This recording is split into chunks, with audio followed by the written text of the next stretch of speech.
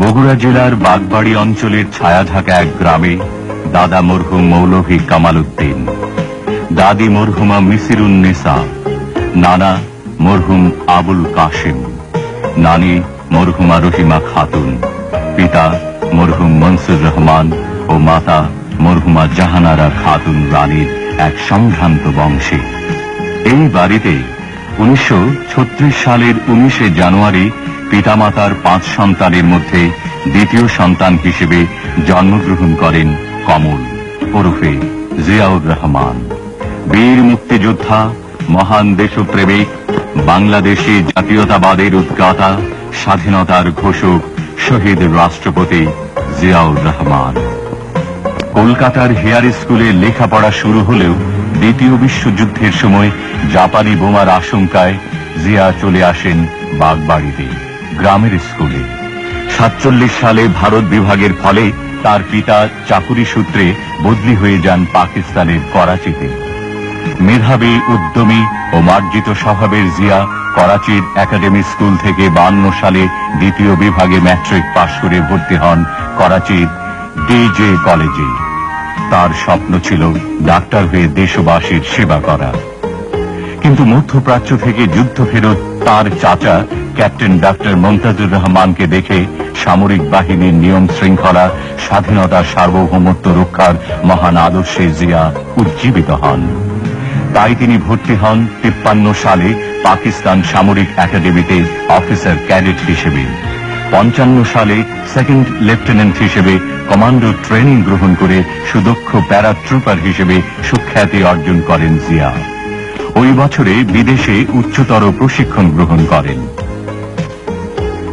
দিনাজপুর শহরের বিশিষ্ট ব্যক্তিত্ব, ফেনী জেলার ফুলগাজী থানার শ্রীপুর গ্রামের আদি নিবাসী মরহুম সিকান্দার আলী মজুমদার ও শ্রদ্ধেয়া তৈয়বা মজুমদারের তৃতীয় কন্যা মুসাম্মদ খালেদা খানম পুতুলের সঙ্গে মুদিপাড়ার এই বাড়িতে 1960 সালের এক শুভ মুহূর্তে জিয়া বিবাহ বন্ধনে আবদ্ধ হন। শুরু হয় দুজনের দীর্ঘ কর্মময় আদর্শবাদী জীবনের শুভযাত্রা। দাম্পত্য জীবনে কেবল সহধর্মিনী নয়, নীতি ও আদর্শেও সহমর্মী, সহকর্মী ছিলেন বলেই বেগম খালেদা জিয়া পরবর্তীতে গণপ্রজাতন্ত্রী বাংলাদেশের প্রধানমন্ত্রীত্বের দায়িত্ব লাভ করেন। তাদের 2 সন্তান তারেক রহমান বিনু ও আরাফাত রহমান কোকো। 63 সালে ক্যাপ্টেন জিয়া ছিলেন সামরিক গোয়েন্দা বাহিনীতে। 65-তে পাক ভারত যুদ্ধে খেমকারান রণাঙ্গনে ইস্ট বেঙ্গল রেজিমেন্টের আলফা কোম্পানির কমান্ডার হিসেবে তিনি অসামান্য বীরত্ব প্রদর্শন করেন। 66-তে সামরিক একাডেমিতে প্রশিক্ষক থাকাকালীন কোয়েটা স্টাফ কলেজ থেকে পিএসসি উপাধি লাভ করেন। 69-এ যাদবপুর সাব ক্যান্টনমেন্টে 8ম ব্যাটালিয়নের সেকেন্ড ইন কমান্ড থাকাকালীন জার্মানিতে যান উচ্চতর প্রশিক্ষণে।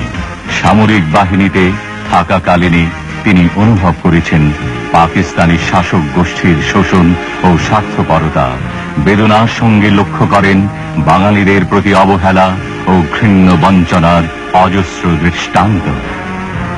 70 সালে ইস্ট বেঙ্গল রেজিমেন্টের 8ম ব্যাটালিয়নের সেকেন্ড ইন কমান্ড হিসেবে জিয়া যান চট্টগ্রামে। গণতন্ত্র, স্বাধিকার ও স্বাধীনতা কাবে অগ্নিগর্ভ সমগ্র জাতির স্পন্দন অনুভব করে জিয়া প্রচন্ড পরিশ্রমে তার ব্যাটালিয়নকে গড়ে তোলেন এক জাতীয় বিপ্লবী মুহূর্তের জন্য। 1970 সালেই পাকিস্তানের সাধারণ নির্বাচনে পূর্ব পাকিস্তানের জনগণের প্রতিনিধিরা সংখ্যাগরিষ্ঠ আসন লাভ করে, কিন্তু পশ্চিম পাকিস্তানের সামরিক জান্তা তা মেনে নিতে অস্বীকার করে। এর ফলে পূর্ব পাকিস্তানে তীব্র প্রতিবাদ দানা বেঁধে ওঠে। 71 সালের 25শে মার্চ পাকিস্তানি ডিক্টেটর ইয়াহিয়া খানের বর্বর সৈন্যবাহিনী ইতিহাসের জঘন্যতম নিষ্ঠুরতায় ঝাঁপিয়ে পড়ল নিরস্ত্র বাংলাদেশের ওপর। সমগ্র জাতি তখন দিশেহারা, নির্বাক, নেতৃত্বহীন। জিয়া তখন জ্বলন্ত বারুদের মতো গর্জে উঠলেন। 25শে মার্চ রাতেই বিপ্লবোদ্যানে সমবেত অনুগত সৈনিকদের সামনে গুলি ছুঁড়ে ডাক দিলেন বিদ্রোহে। মৃত্যুঞ্জয়ী জিয়া কালুরঘাট বেতার কেন্দ্র থেকে দিশেহারা আক্রান্ত জাতির উদ্দেশ্যে বাংলাদেশের স্বাধীনতার ঐতিহাসিক ঘোষণা দিলেন 26শে March. I, Mr. Ziaur Rahman, do hereby declare the independence of Bangladesh. ওই দিনই রাজনৈতিক দূরদর্শিতায় ও রাজনৈতিক তাৎপর্যে তিনি আবার ঘোষণা দেন, I, Mr. Ziaur Rahman, do hereby declare the independence of Bangladesh on behalf of our great national leader, Sheikh Mujibur Rahman. একটি দুঃসাহসী বিদ্রোহী বিপ্লবী স্বাধীনতার কণ্ঠস্বর সারা বাংলার ইথারে ছড়িয়ে পড়ল। পাকিস্তানিদের বর্বর আক্রমণের জবাব আজ একতরফা নয়, সমগ্র বাংলাদেশের লক্ষ লক্ষ মুক্তিযোদ্ধা পাল্টা আঘাতে জর্জরিত করে তোলে শত্রুদের। মুক্তিযুদ্ধের শুরুতে 1 নম্বর সেক্টরের সেক্টর কমান্ডার জিয়া।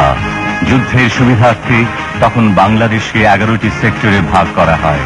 জিয়া দায়িত্ব পেলেন 11 নম্বর সেক্টরে। জিয়ার নামের প্রথম অক্ষর জেড দিয়ে গঠিত হয় জেড ফোর্স। জেনারেল এমএজি ওসমানের প্রধান সেনাপতিত্বে মেজর শফিউল্লাহর এস ফোর্স, মেজর খালেদ মুশারফের কে ফোর্স ও মেজর জিয়ার নেতৃত্বে জেড ফোর্সের দুঃসাহসী সংগ্রাম শুরু হয় হানাদারদের বিরুদ্ধে। আক্রমণাত্মক সেনা নায়ক হিসেবে জিয়া কামালপুর, বাহাদুরাবাদ ও নকশি যুদ্ধে হানাদার বাহিনীকে চরম শিক্ষা দেন। 30 লক্ষ লোকের শহীদান, 2 লক্ষ নারীর সম্ভ্রম ও হাজার হাজার কোটি টাকার সম্পদ হারিয়ে বাংলাদেশ স্বাধীনতার পতাকা নিয়ে আবির্ভূত হয় পৃথিবীর ইতিহাসে। অভ্যুদয় ঘটে 71 সালের 16ই ডিসেম্বর পাকিস্তানের কলঙ্কিত পরাজয়ে স্বাধীন সার্বভৌম গর্বিত বাংলাদেশে।